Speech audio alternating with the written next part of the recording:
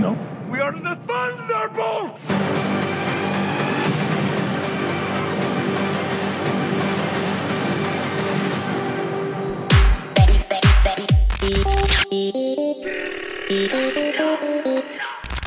حبيب قلبي عامل ايه؟ فايب الفيلم بقت في العالي منه يا ريس، مع انها ما كانتش كده، بس اتغيرت لما عرفت ان الفيلم واخد ريتنجز عاليه قوي على روتن توميتوز، فنايس قوي الكلام ده، فمش عايز اطول عليك وتعالى كده افكرك كنا قايلين ايه قبل كده.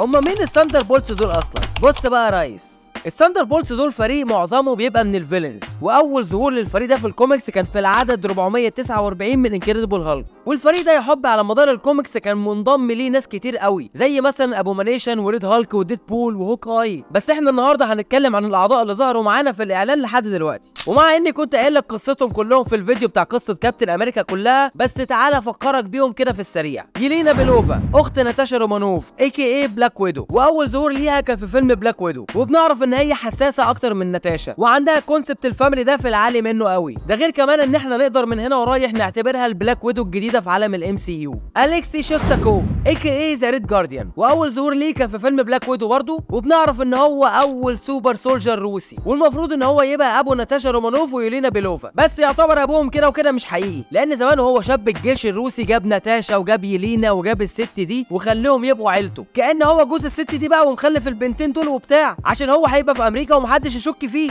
فالحوار ده كله كانت ناتاشا فاكراه من وهي صغيره وعارفه ان هم جواسيس، انما يلينا من وهي صغيره ما كانتش فاكره حاجه، وكانت عايشه حياتها كأن هم دول ابوها وامها عادي، فعشان كده هي متعلقه بكونسبت العيله قوي. انطونيا دريكوف AKA تاسك ماستر اللي ظهر معانا برضه في فيلم بلاك ويدو، ودي يا حب تبقى بنت جنرال دريكوف اللي كان رتبه عاليه قوي في الجيش السوفيتي، وبعديها بقى ماسك مشروع الريد روم، وهو ده البروجكت اللي البلاك ويدوز بيتدربوا فيه من وهم صغيرين عشان في المستقبل يقوموا بعمليات الاغتيال في العالم كله. فراجل زي ده هو يعتبر كبير البلاك ويدوز اصلا، فكان لازم يعمل ليه سيكريت ويبون، والسيكريت ويبون ده يا حبي بيبقى بنته انطونيا اللي بيحولها ويخليها تاسك ماستر. وتاسك ماستر ده يا حبي، وخلينا اتكلم معاك بصيغه الراجل لانه في الكوميكس كان مذكر عادي، وعشان الفيمينيزم والكلام ده مارفل خليته انثى مؤنثه. كنا فين بقى؟ المهم يا حبي ان تاسك ماستر ده متبرمج ان هو يقلد حركات السوبر هيروز كلهم. فاكر ايرون مان كده لما حلل بيانات الفايت اللي كانت بينه وبين كابتن امريكا؟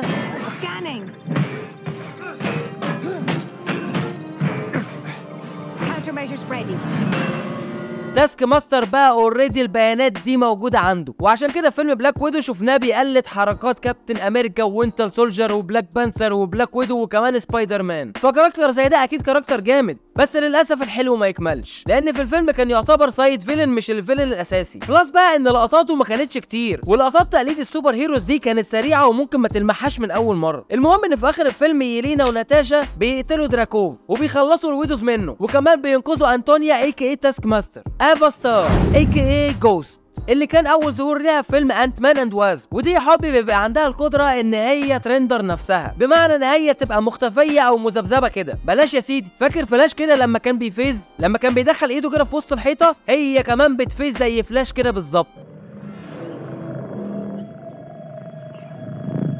Give me that.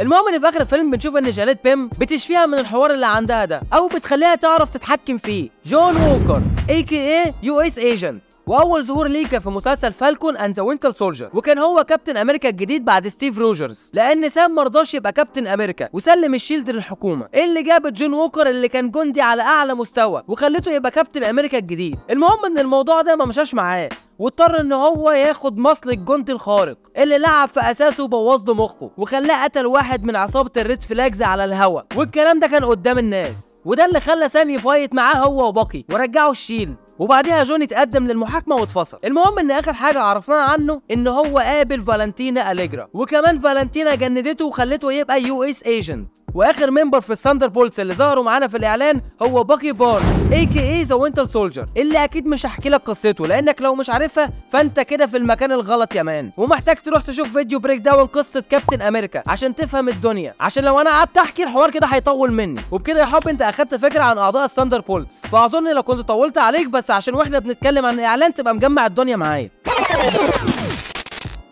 التريلر التانية بقى مختلفة تماما عن التريلر الاولانية، اللي هتلاقي البريك داون بتاعها في الاي اللي فوق دي. الله، طب مختلفة ازاي؟ الاولانية كانت حماسية وبتفهمنا هو ازاي الفريق ده اتجمع مع بعض، على عكس التريلر التانية دي اللي بتبقى فلافي كده وتغمرها المشاعر وكلها مزيكا حزيني. ده غير كمان انه مش محتاج خلاص ان هو يديك هنس عن الفريق، انت اوريدي فاهم كل حاجة، وفاهم ان في كاركتر اسمها فالنتينا أليجرا هي اللي اشترت الافنجرز تاور، وهي اللي جمعت الفريق ده، وكان بيساعدها في التجميعة دي باكي بارنز بعد ما بقى عضو في الكونجرس الامريكي. بس مع الوقت بيقفش على فالنتينا وبيبقى مع الفريق، اللي شكل كده الينا هتبقى هي الليدر بتاعت الفريق ده. وفي الاعلان الاولاني شفنا الفريق ده وهو لسه بيتعرف على بعض. بيتعرف ايه؟ دول فايتوا بعض يا ريس.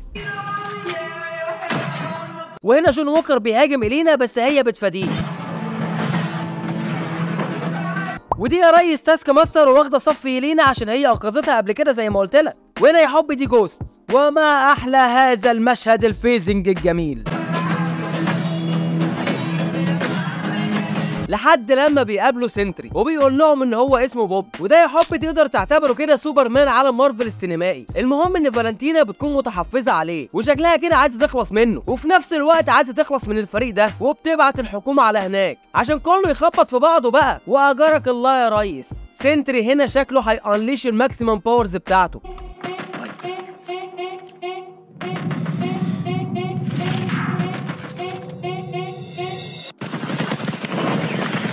وده اللي بيتبنى عليه الاعلان التاني. وبيبدا الاعلان التاني وبنشوف الينا بتتكلم مع اليكسي وبيقول لها ان عشان تبقي هيرو ده حوار كبير قوي، واختك كانت اكتر واحده عارفه كده. وبنشوف ساعتها لقطات ميموريال لناتاشا والينا سوا من فيلم بلاك ويدو. وبعديها بنشوف دخله رايقه قوي لسنتري وهو بيحول الناس لشادوز، وتهيألي كده ان هو مش بيحولهم لشادوز على قد ما هو بيوديهم مكان تاني. بنعرف من الاعلان ان هو اسمه الفويد، وده غير الفويد بتاع مسلسل لوكي وديد بول 3، ده فويد مختلف تماما. هقول لك ازاي بس اصبر عليا شويه. بعديها بنسمع واحده بتقول ان هي كانت في الهاي سكول لما كانوا الافنجرز موجودين، بس خلاص كده هم فين الافنجرز دلوقتي؟ وساعتها بنشوف لقطات ميموريال ما بين باكي بارنز وستيف روجرز. وزي ما قلت لك كده ان الاعلان ده عاطفي عشان يخليك تتعلق بالشخصيات اكتر وتحس ان هم هيبقوا النيو افنجرز.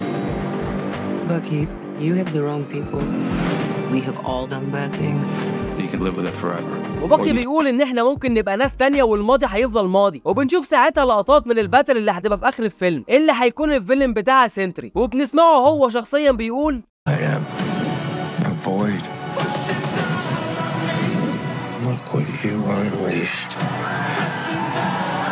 جامد قوي بصراحه، ومش عارف هم هيعملوا معاه ايه ده. المهم ان احنا بنشوف ليه لقطات من المكان اللي كانت فالنتينا حبساه فيه لما بعتت الحكومه على هناك، وهو بهدل الدنيا زي ما انت شايف كده. واللقطات التانيه من الفاينل باتل. وبعدها يا حبي وتقريبا كده دي بتبقى لقطات من جوه الفويد الخاص بسنتري، لاننا عرفنا من الاعلان ده ان الينا هتدخل الفويد، وشكل الفويد ده بيخليها تشوف هلوسه كده والوجنز، بدليل اللقطه دي اللي هي بتشوف فيها نفسها. وبعدها بنشوف لقطات حماسيه جامده من ضمنهم المطارده بتاعت باكي للفريق عشان يوديهم لفالنتينا. Us? Yeah, you. Why, you got someplace to be? I love that guy. ومن اللقطات الحلوه في الاعلان ده وسنتري بيوقع الهليكوبتر، وجوست بتلحق الطفل ده قبل ما يبقى 100 حته. وبعديها بنوصل لتجميعة فريق الثاندر بولتس سوا. We can't stop him alone. No one can. But we can find a way. Together.